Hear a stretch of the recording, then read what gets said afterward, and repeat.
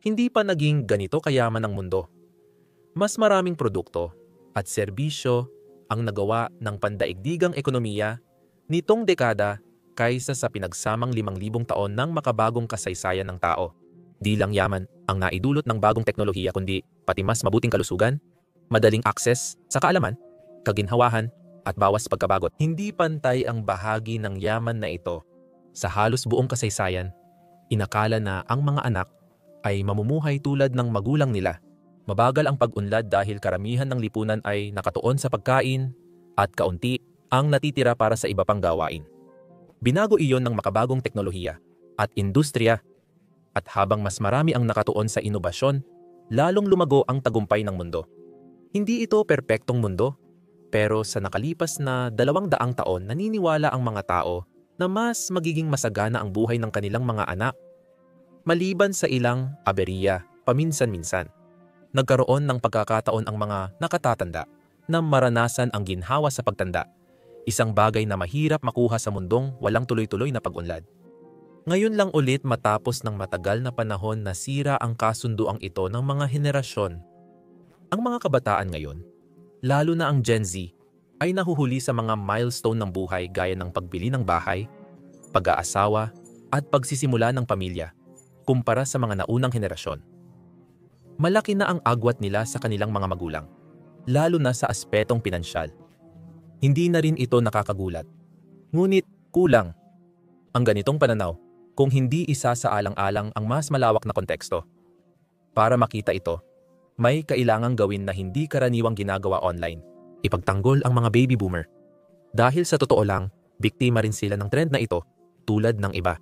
Kahit bahagyang mas maganda ang mga numero nila, bakit nga ba nahuhuli ang kabataang henerasyon kumpara sa kanilang mga magulang? May mas malalaking problema ba na natatabunan ng mga trend na ito? May paraan ba para ito ayusin?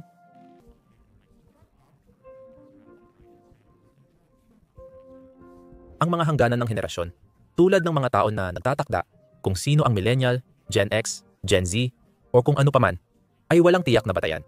Ang mga millennial na ipinanganak mula 1,981 hanggang 1,900, 76 ay may magkaibang pagkabata, pumasok sa trabaho sa iba't ibang kalagayan ng merkado, at nakaranas ng magkaibang pandaigdigang pangyayari. Ang baby boomers lang ang naiiba dahil ang kanilang henerasyon ay batay sa pagdami ng ipinanganak pagkatapos ng ikalawang digmaang pandaigdig sa maraming bansang kanluranin. Karamihan sa mga henerasyon ay mga linya na hinati sa 15 hanggang 20 taon ang pagitan.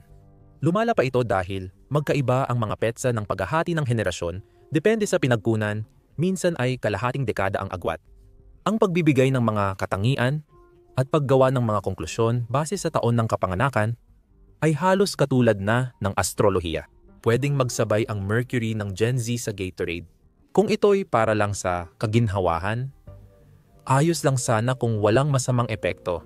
Pero ang mga grupong ito, lalo na pagdating sa ekonomiya at sosyolohiya, ay nakakalungkot na isang nakakaaliw na sagabal sa mas malalaking problema. Ngayon, paalala lang, ginagamit namin ang mga henerasyon para madaling tukuyin ang iba't ibang grupo dito sa channel dahil simple at madaling maintindihan. Sa paghahambing ng ekonomiya ng mga henerasyon, dapat ding isaalang-alang ang iba pang variable bukod sa taon ng kapanganakan. Kung ginawa namin ang video na ito 10 taon na ang nakalipas, pareho pa rin ang kwento ng mga milenyal. Pero ngayon sila na ang pinakamayamang henerasyon sa kasaysayan. Ito ay dahil nagsimula na silang kumita ng mas malaki at mag-ipon. Kaya't malapit na silang di lang maging pinakamayamang henerasyon, kundi mas mayaman pa sa mas batang edad kaysa sa sinumang nauna sa kanila. Siyempre, may isa pang dahilan dito, at iyon ay nasa tamang edad na sila para magsimulang magmana ng kayamanang ipinamamana ng kanilang mga namayapang ninuno. Posible bang nagkamali ang mga ekonomista at demograpo na iniisip na hirap lang ang milenyal dahil bata at kapos sila? At ibig sabihin ba nito na naghihintay lang ng pagkakataon ang Gen Z? Pareho namang pwedeng totoo ang dalawa ng sabay. Maaaring mas yumaman ang mga mas batang henerasyon, pero di kasing ginhawa ng buhay ng kanilang mga magulang. Maraming maliliit na luho na tinatamasa natin ngayon na hindi man lang maisip o imposible pa noong 50 taon na ang nakalipas. Ang pagpunta sa ibang bansa para magbakasyon ay simbolo ng kayamanan para sa mga boomer noong bata pa sila. Karamihan ng tao, kahit sa mauunlad na bansa, ay di umaalis ng sariling bansa. Ngayon, may industriya na tumutulong sa mga kolehiyong estudyanteng kapos sa pera sa ikalimang pagbisita nila sa Europa. Ganoon din sa ibang bagay tulad ng dishwasher, washing machine, microwave, 55 pulgadang television at cellphone na karaniwang makikita sa halos lahat ng tahanan. Ilang henerasyon lang ang lumipas. Dati itong malaking gastusin. Mahalagang tandaan ito para sa susunod. May luho na mas kinokonsumo ng mas batang henerasyon. Mas marami ang binibili nilang luxury brand kaysa sa kanilang magulang. Nariyan ang mga pagbabago sa pamumuhay tulad ng aliwan at impormasyon na abot kamay na natin 24 na oras sa isang araw. Mula sa bulsa, mga advanced na medikal na paggamot, at posibilidad na magtrabaho mula sa bahay. Lahat ng ito ay naging posible dahil sa mga bagong teknolohiya na wala noon. Di patas na mainggit sa mga kabataan dahil sa mga bagay na di pa naimbento noon. Pero mahalaga ring kilalanin na karamihan sa mga teknolohiyang ito ay binuo ng mga boomer sa simula pa lang. Ang pag-unlad ng teknolohiya ang nagtulak sa mabilis na paglago ng ekonomiya at pagtaas ng pamumuhay sa nakalipas na 200 taon. Hindi pa naging ganito kabilis ang pag-unlad ng teknolohiya.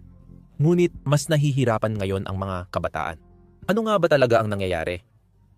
Mas mura na ang mga luho, pero hindi ang mga pangunahing pangangailangan. Mas pipiliin ng maraming luhikal na kalahok sa ekonomiya ang abot kayang pabahay, edukasyon, at pagkain kaysa mag-backpacking sa Sri Lanka, ngunit napagdesisyunan na ito para sa kanila. Marami ang di naniniwalang makakamit nila ang malalaking layunin sa pananalapi. Kaya ano pa ang mawawala sa kanila? Karamihan sa mga ekonomiya, lalo na ang mga mauunlad, ay naging maganda para sa mga may-ari ng ari-arian, pero di para sa mga manggagawa. O, isa sa mga sintomas nito ay ang sobrang taas ng presyo ng pabahay sa malalaking sentro sa mundo. At nangyayari ito habang ang mga baby boomer ay nasa rurok ng karera. Habang ang mas batang henerasyon ay mga manggagawa pa lang. Ang Gen Z na maraming ari-arian ay makikinabang din gaya ng mga baby boomer. Pero mas matagal nag-ipon ang mga boomer noong maganda pa ang kalagayan ng manggagawa. Tungkol sa teknolohiyang tinatamasa natin, madaling balewalain ito at likas sa tao, ngunit hindi rin malinaw kung gaano talaga nito napabuti ang kalidad ng buhay natin. Ang palaging online at laging available saan man ay maganda para sa produktibidad ng ekonomiya. Halatang kwento lang ito, pero ganito ko sinusulat ang video na ito habang bakasyon ako.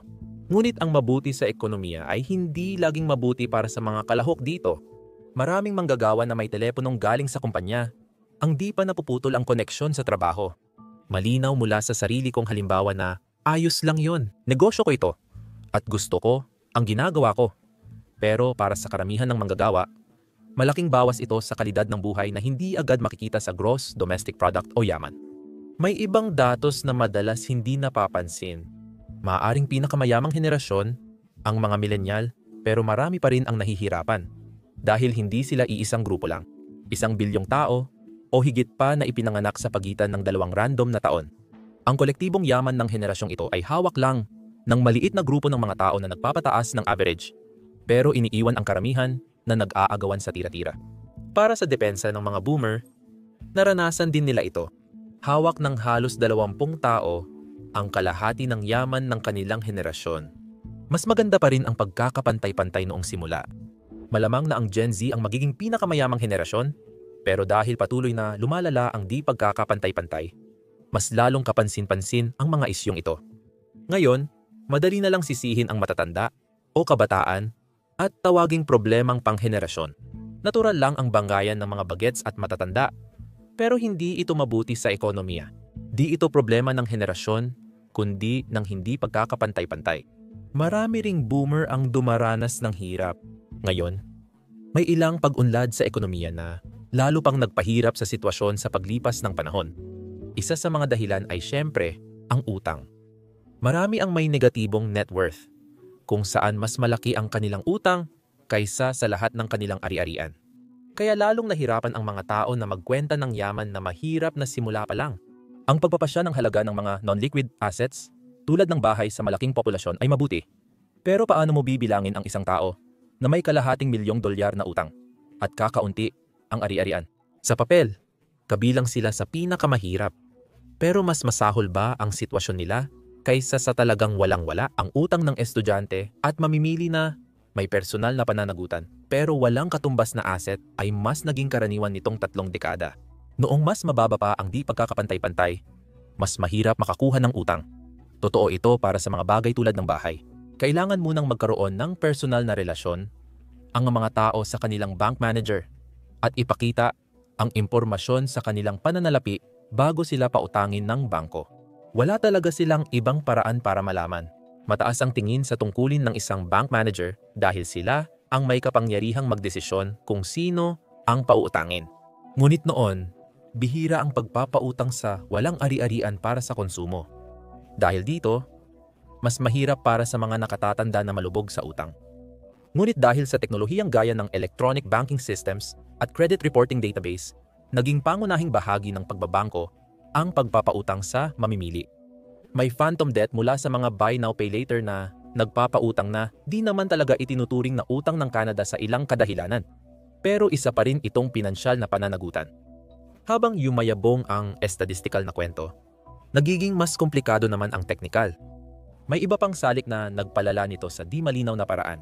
Bumaba ang mga ipinapanganak sa mayayamang bansa sa huling 50 taon. Ibig sabihin, ang mayayamang magulang ay iniiwan ang kanilang kayamanan sa mas maliit na bilang ng kanilang mga anak. Ang nag-iisang anak na tumatanggap ng mana mula sa parehong ina at ama ay sa papel magiging doble ang yaman kumpara sa bawat isa sa kanila. Ang mana ang pangunahing dahilan kung bakit yumayaman ang mga batang mayayaman. Kaya lalong naiipon ang yaman ng ilang henerasyon at mas kaunti ang natitira para sa iba. Di naman ito nakakagulat sa kahit anong paraan. Sa malayang ekonomiya, lalo na kung matatag ang pamilihan ng pamumuhunan, ang yaman ay karaniwang napupunta sa mayayaman. Ang utang at ang populasyong nagsisiksikan ay nagpadali sa trend na nangyayari sa paglipas ng panahon. At ibig sabihin, mas maraming di pagkakapantay-pantay ang nararanasan ng mga bagong henerasyon. Kaya naman, bakit ngayon lang natin ito napapansin? Kahit maganda ang paglago ng ekonomiya nitong 250 taon, hindi nito ginagarantiya na mas gaganda ang buhay ng susunod na henerasyon kaysa sa kanilang mga magulang. Malaki ang ibinaba ng hindi pagkakapantay-pantay matapos ang ikalawang digmaang pandaigdig dahil sa pagkawasak ng maraming ari-arian sa Europa at Amerika at mga programang gobyerno para mapabuti ang buhay ng mga nagbalik mula sa digmaan. Noong Gilded Age, malaki ang hindi pagkakapantay-pantay at ayon sa karamihan, hindi rin nakatulong ang Great Depression, bagkus lalong lumala ang sitwasyon ng mahihirap. Mula noong ikalawang digmaang pandaigdig at ang mga pagsisikap sa muling pagbangon pagkatapos nito, ginawa ng mga modernong ekonomiya ang ginagawa nila. Mag-ipon ng yaman sa iilang tao. Nakikita rin ito sa mga paraan na di nasusukat gamit ang mga graph ng hindi pagkakapantay-pantay o Gini coefficient. Habang lumalala ang di pagkakapantay-pantay, napupunta sa mayayaman ang kapangyarihan at impluwensya. Ang mga kumpanya ay pumigil sa kapangyarihan ng unyon, naglabi para sa mas kaunting regulasyon, at nagdulot ng mas matinding kompetisyon sa trabaho. Ang nagiging resulta ay ang mga balitang pamilyar na tungkol sa malawakang tanggalan sa trabaho, mga empleyadong sobra ang trabaho pero kulang ang sahod, at henerasyon na nadudurog dahil sa kanilang kalagayan. Nang maging bahagi ng workforce ang Gen Z, sumikat lalo ang trend na ito. Matagal nang nangyayari ang trend na ito. Kaya mas napapansin ang balita tungkol sa mga bagong henerasyong nahihirapan.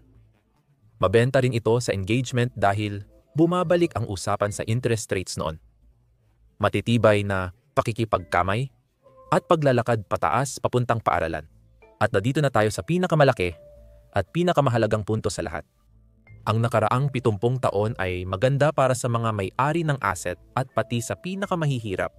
Di ang pinakamahihirap sa mauunlad na ekonomiya, kundi pinakamahihirap sa mundo.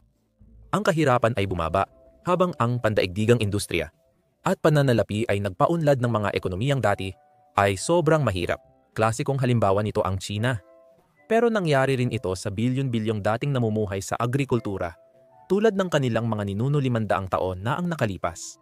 Ngayon, mahirap na itong mapansin dahil karamihan sa nanonood ay mula sa maunlad na ekonomiya kung saan ang gitnang uri ang nagbayad para yumaman ang nasa itaas at para sa mga oportunidad ng nasa ibaba Karamihan dito ay trabahong inilipat sa mas mababang sahod.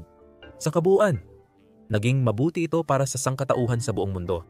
Sa lokal na antas, nagdulot ito ng sakit.